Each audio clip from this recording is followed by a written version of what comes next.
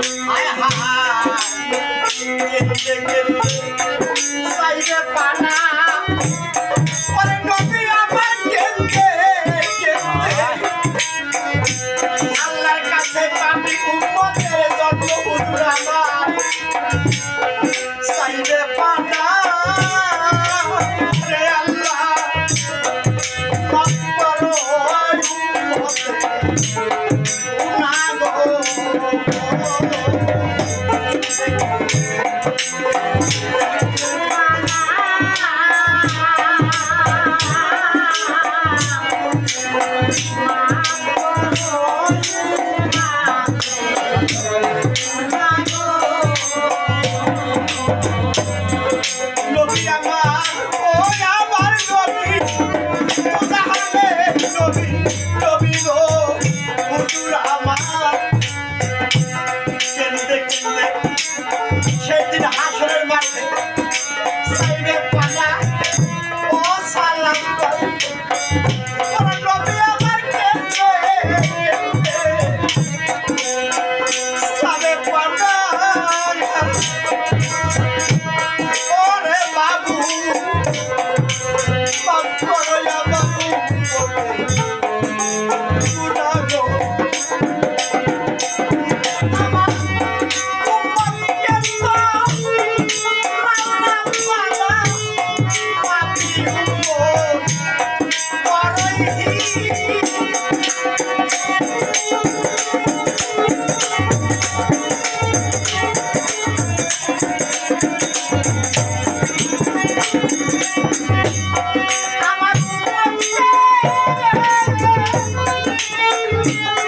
আবার উম্মত কেন